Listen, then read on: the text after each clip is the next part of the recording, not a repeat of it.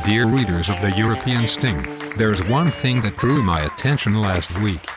The decision of the EU leaders, announced after last week's EU summit, that €6 billion will be spent to combat youth's unemployment in Europe. This groundbreaking emergency policy to beat unemployment will be focusing on apprenticeships and internships for young people under the age of 25. You heard well, young people of Europe. No more stress about the European crisis. You will not have to leave your mother and immigrate all to Germany to find a job anymore. The European leaders, after a lot of thought and concern, have taken good care of you and your future. You will have for the years 2014 to 2016 unpaid internships and apprenticeships.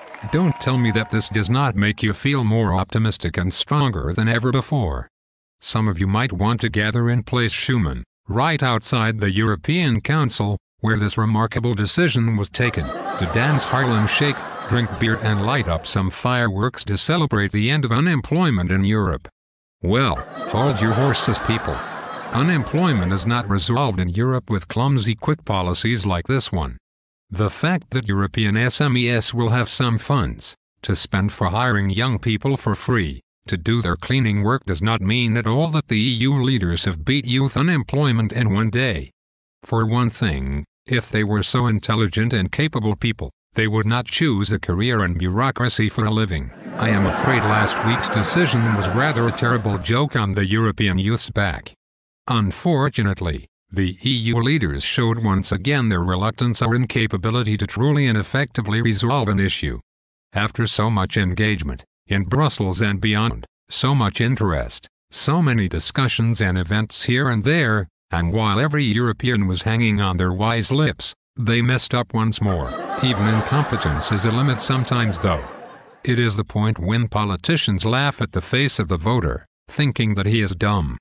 Our EU leaders last week felt the big pressure to take action on unemployment. Given that the flashes of the media were on them during the EU summit on this particular issue, they felt like giving a bone to the dog.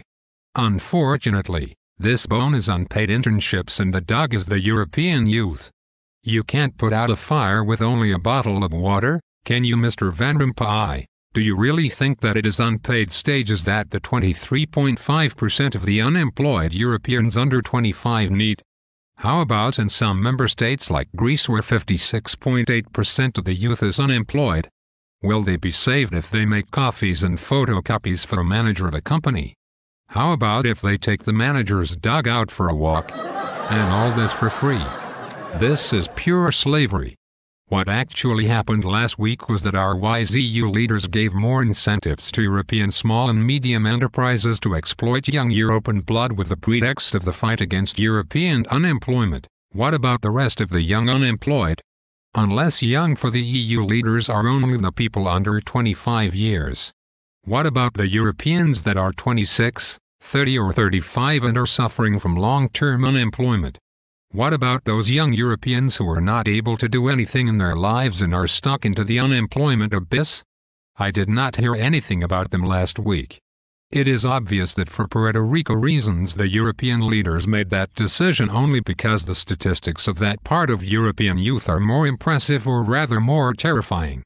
Those measures are and will be insufficient, not even to touch the huge unemployment issue in Europe. It is only another unsuccessful political diversion. Unfortunately, without true business growth in Europe, youth is doomed to continuous unemployment. And business growth can't certainly come from young slaves working for free for bankrupt small and medium enterprises. I'd like to close this episode with a clear statement made by a Commission's official after this horrible decision was passed last week. We spent €600 billion to save our banks and only €6 billion for our people. Until next week, join the hive.